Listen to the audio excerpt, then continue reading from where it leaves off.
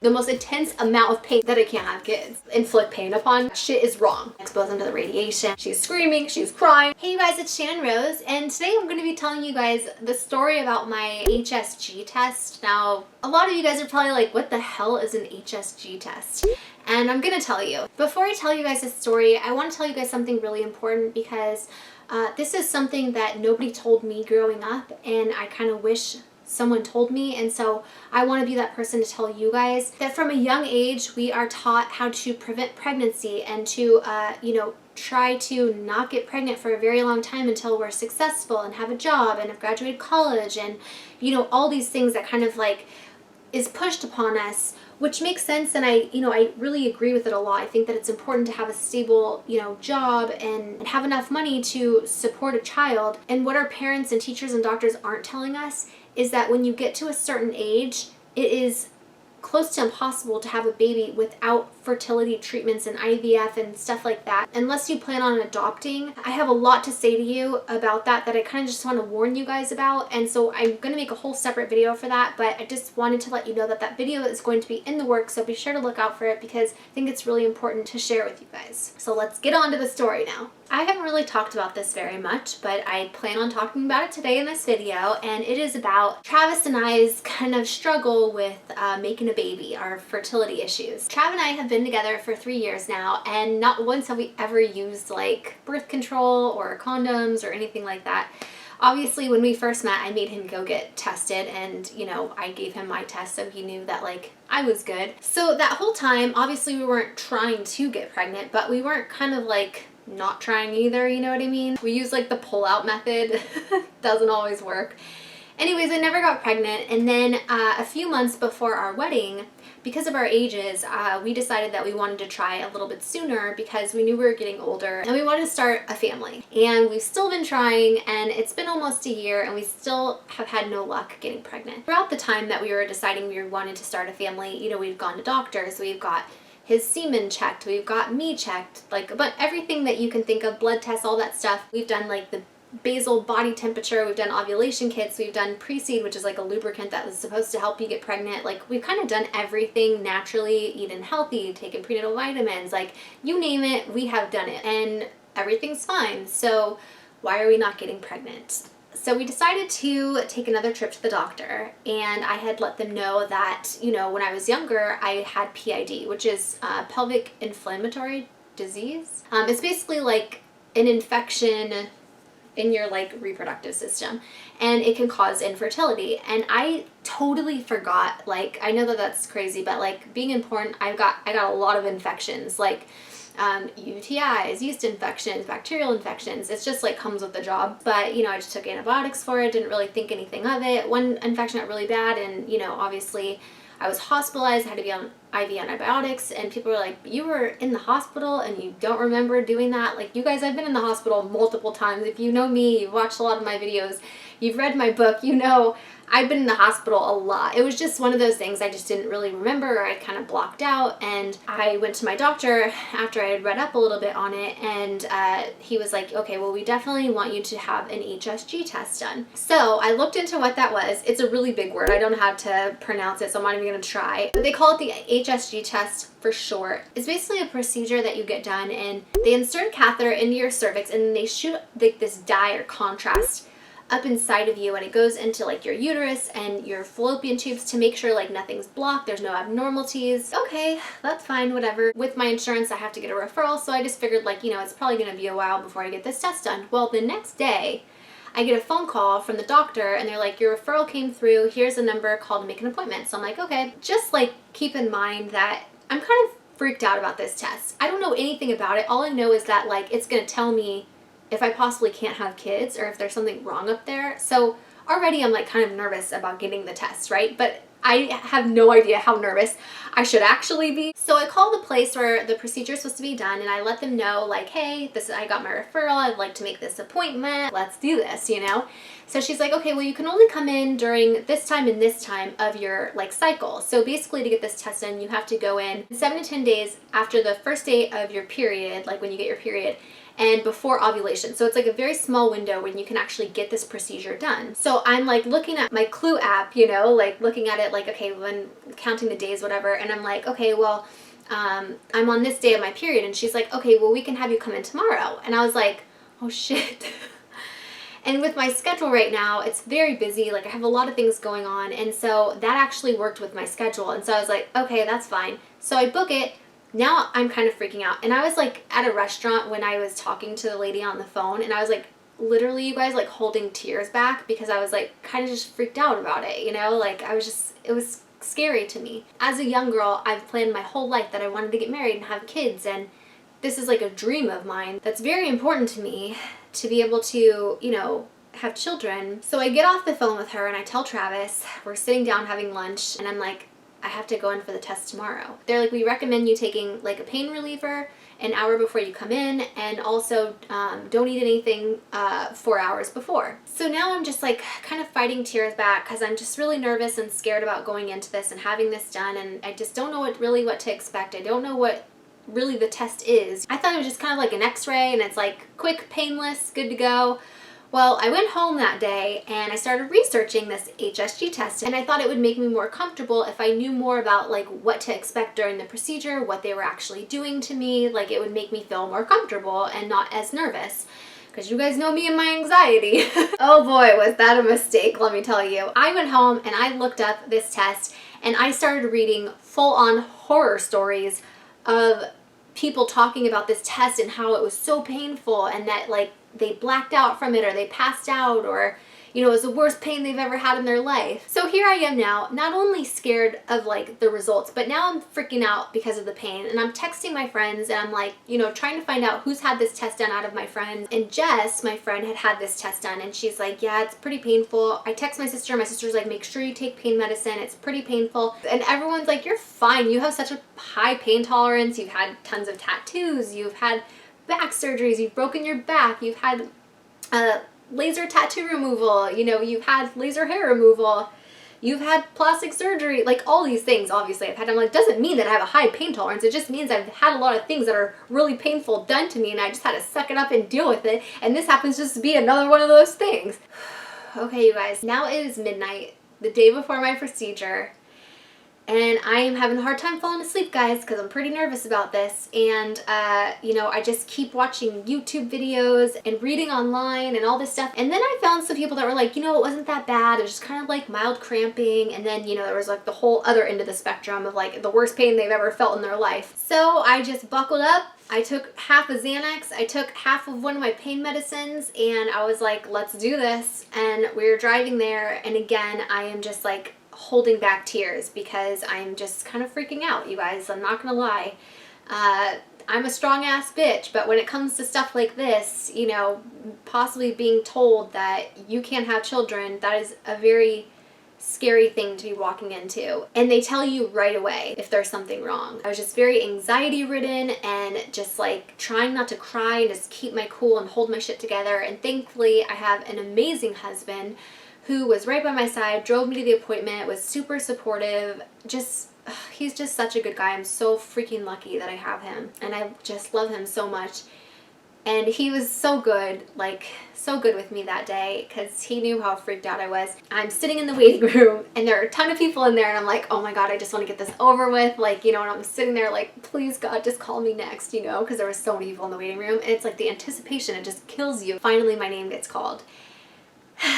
So I get up and I'm like, can my husband come back with me? And she's like, no, I'm sorry, we don't want to expose him to the radiation. And so I'm like, okay, Shannon, grow some fucking balls, walk in there, you can do this. So I'm like, all right, it's okay, I'm gonna be all right. That's what I'm telling myself in my head as I'm walking down the hall to go into this room to get this procedure done. That's all I could keep telling myself. So she takes me into this little dressing room area, and she's like, okay, so we're just gonna need you to, you know, undress from the waist down, go ahead and put the gown on, and then when you're done, I'll meet you outside. She's like, if you need to use the bathroom, it's like right next door. I did have to pee because I was nervous as hell. I almost was about to shit myself, so I definitely wanted to go to the bathroom. And I'm changing into the gown, and I'm just fighting tears back again because I'm just so freaked out about what they're gonna tell me. All these years, like, of being reckless and just like doing porn and kind of just like, you know, not really thinking about my future when I was younger, and all these things that I did when I was younger that, you know, could possibly affect this point in my life right now that's so important to me. And I'm just like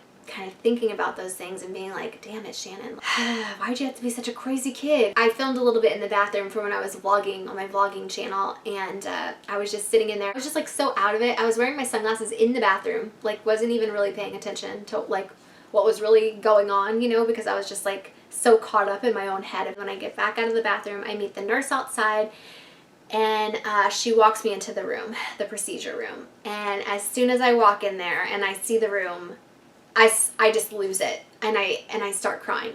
And she's like, are you okay? And I'm just like, I'm just really nervous. Like, I'm just really scared. And I like felt like such a big baby. Like, I'm crying before they even do anything to me, you know? I took that medicine and I felt like it wasn't really working yet. And I was like, damn it, I should have taken it sooner. Like, it's not even going to start working until after the procedure. I'm going to feel everything. She's like, don't worry. She was so sweet. The nurse was so sweet. She just kind of like walked me through everything, told me everything that they were going to do, which I kind of already knew because I had researched it so much the night before. The room is scary. Like, it doesn't look like a doctor's office room. It looks like an operation room, and it's just, there's like big machines everywhere. It's intimidating for, you know, somebody to go in to do this, and you're awake during the procedure. It's not like they sedate you. So I get on the table, she gets all the stuff ready for the doctor to come in, and I'm still crying. She hands me like tissue and she's like, it's gonna be okay. I'm not like bawling crying, but I'm just like crying to myself, like trying to be quiet about it. And the doctor comes in, and the nurse must have told the doctor that I was like kind of emotional, because the doctor came in and was so super sweet and was like, you're gonna be okay, like I've been doing this a long time and I'll be very gentle and it'll go by really fast. Thank you, thank you. And I kind of just was quiet the whole time because I was really nervous, and I ended up putting my feet on those stirrups. They basically go in and they clean the cervix. So he's like, all right, I'm just gonna go in and clean the cervix, and I'm like, okay. And then it just felt like awkward. It wasn't really painful. And then he's like, all right, now I'm gonna insert the catheter, and I'm like, okay. And he starts taking that catheter and putting it into my cervix. And let me just tell you something. You think that a little like catheter thing is not going to hurt you, or you won't even feel it. Let me tell you something, okay? I don't mean to be vulgar. I have had penises inside me that are very big.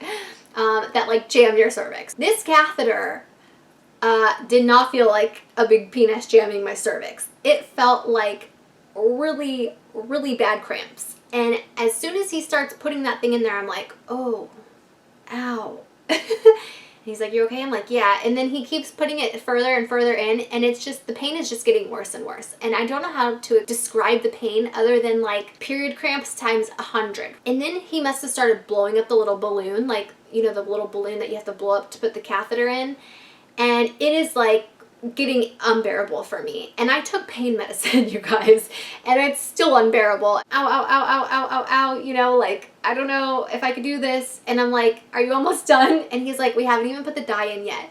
And everything that I had like read and watched was like the dye was the worst part. And I'm like, oh my God, are you serious? You haven't put the dye in yet? And I felt like such a bitch because I was in a lot of pain. I was like, oh my God, I don't think I can do this. Like, why is taking so long? Like, hurry up and get this over with. They keep looking at the monitor. What the hell do they keep looking at on the monitor? Like, what is going on? So now I'm just like crying because I'm like, oh my God, my fucking shit is broken. Like, they don't want to tell me what they're looking at, because everyone had told me like that, like they let them see the screen of like the x-ray and like what it looked like as if the dye was going through. Well, they didn't do that for me. And so I was like, oh my God, shit is wrong. Like, something is wrong. And you know me with my mind, I think of like the worst possible thing that could be happening. And I'm like, I don't have fallopian tubes. My shit is broken. Is it still there? What is going on? And I'm just crying because I'm like thinking that they're going to tell me that I can't have kids. He's like, okay, I'm going to put the dye in. And I'm just like fucking ready for this shit, like bring it on, like hurry up, get it over with. Like, and I feel like I'm about to like feel the most intense amount of pain I've ever felt in my life.